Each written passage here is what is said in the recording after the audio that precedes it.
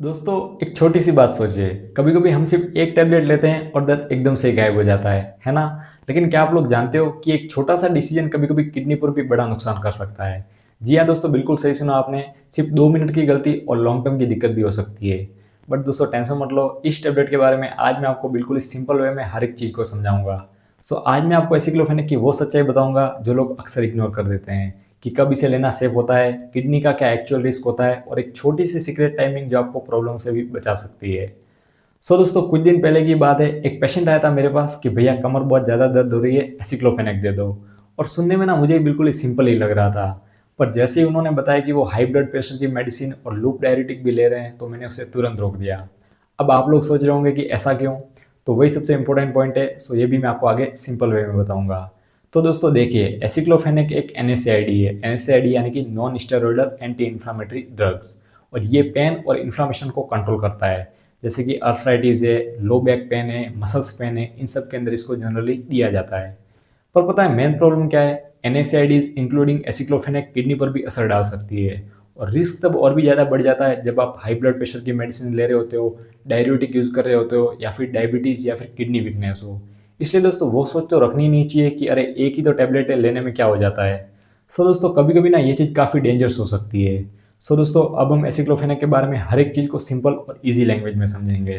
तो सबसे पहले अपन बात करते हैं कि एसिक्लोफेनेक का मेन यूज़ क्या है, यानी कि कहाँ पे इसको और किस कंडीशन में इसको दिया जाता है। तो देखिए दोस्तों, ये टैबलेट एक तो ऑस्टियो अर्थराइटिस में, दूसरा रिमेटॉइड अर्थराइटिस में, और तीसरा एंकिलोसिंग स्पॉन्डिलाइटिस में दी जाती है। एंड एक्यूट पेन के अंदर भी इसको दिया जाता है। अब दोस्तों बात करेंगे कि आखिर ये टैबलेट बॉडी में काम कैसे करती है। सो ये टैबलेट एक तो कॉक्स एंजाइम को ब्लॉक करती है, जिससे कि प्रोस्टाग्लैंडियंस कम हो जाते हैं, जिसका रिजल्ट फिर पेन और स्वेलिंग रिड्यूस हो जाती है। अब दोस्तों अपन बात करते हैं इसके कुछ कॉमन साइड इफेक्ट के बारे में, कि इसके कॉमन साइड इफेक्ट क्या क्या है।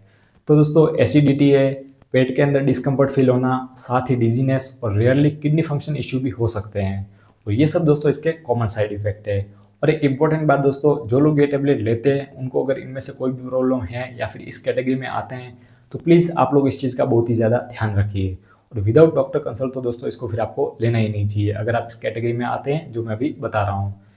सो एक तो जो ओल्डर एज पर्सन है वो, दूसरा जो लोग बीपी की मेडिसिन ले रहे हैं, या फिर एसी इनहिबिटर या फिर एआरबी प्रॉब्लम वाले लोग हैं वो लोग, और तीसरा डायबिटिक्स है या फिर डायबिटिक पर्सन है, उनको भी इस चीज़ का ध्यान रखना है।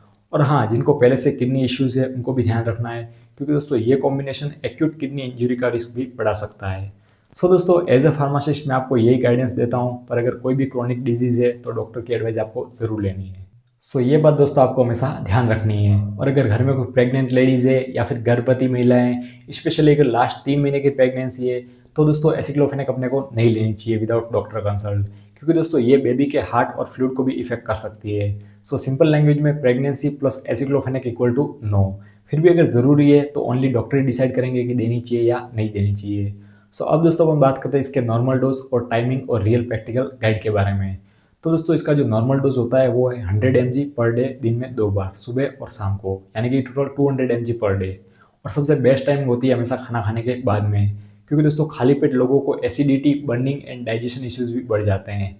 सो एक सिंपल टिप्स याद रखो, खाली पेट कभी भी नहीं लेना है और हमेशा खाने या फिर दूध के साथ ही लेना है। क्योंकि दोस्तों इसके पीछे एक रीज़न भी है, इसके बारे में मैं आपको एक रियल लाइफ एग्जांपल के साथ समझाता हूँ। एक पेशेंट ने बताया था कि सर एसिक्लोफेनेक ली थी तो ऐसा लग रहा था कि पेट में आग लग रही है। फिर मैंने पूछा कि खाली पेट ली थी क्या, तो कि हाँ खाली पेट ली थी। और बस वही वो गलती थी। फिर डॉक्टर ने उसे टैबलेट बंद करवाई और एंटासिड दिया, और 2 ही दिन में सब नॉर्मल हो गया। सो दोस्तों कभी कभी सिर्फ टाइमिंग ये सब बदल देती है। सो ये चीज़ आपको हमेशा ध्यान रखनी चाहिए। दूसरा एक मिथ ये भी है कि बहुत से लोग ये सोचते हैं कि दर्द ज़्यादा है तो टैबलेट भी ज़्यादा लेनी चाहिए। तो नहीं दोस्तों, आपको ऐसा बिल्कुल भी नहीं करना है। ये दोस्तों सबसे बड़ी गलती है आपकी, क्योंकि दोस्तों एनएसआईडीज को ज़्यादा लेने से किडनी डैमेज का रिस्क भी बढ़ जाता है, और साथ ही स्टोमक ब्लीडिंग रिस्क और एसिडिटी अटैक ये सब भी बढ़ा देता है।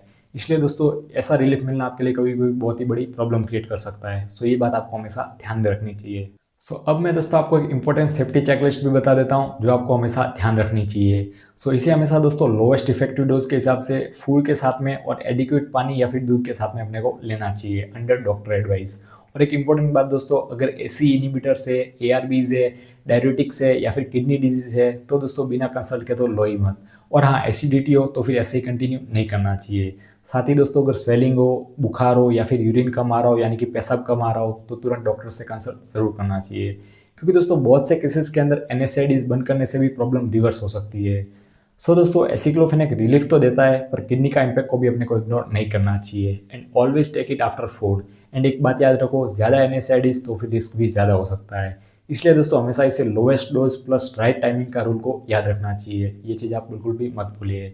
एंड एज अ फार्मासिस्ट मेरा क्लियर मैसेज यही है कि अगर आपको बार बार पेन होता है तो सिर्फ टेम्प्रेरी टेबलेट मत लो दोस्तों, रूट कोज को भी समझो। और किडनी का डाउट हो तो क्रिएटिनिन टेस्ट भी एक बार आप ज़रूर करवा लो।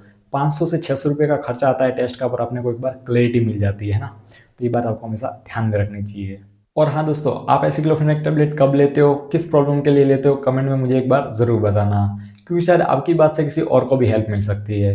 और हाँ दोस्तों, बहुत सारे लोग वेट गेन ना होने की प्रॉब्लम से भी परेशान रहते हैं और अलग अलग दवाइयाँ भी बिना सोचे समझे खा लेते हैं।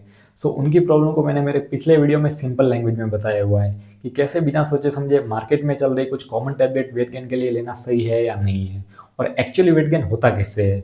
सो उस वीडियो को दोस्तों मिस मत करना, उसका लिंक मैं डिस्क्रिप्शन में और एंड स्क्रीन कार्ड पे भी दिया हुआ है।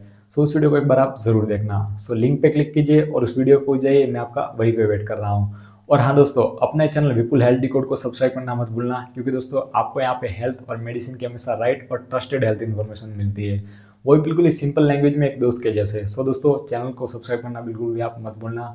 और हाँ दोस्तों, वेट गेन वाले वीडियो का लिंक मैंने डिस्क्रिप्शन में और एंड स्क्रीन कार्ड पे भी दे रखा है। सो लिंक पे क्लिक कीजिए और वहाँ पे पहुँच जाइए, मैं आपका वहीं पे वेट कर रहा हूँ। सो आपको मैं वहीं पे मिलता हूँ। Thanks for your love, support and trust. Thanks a lot.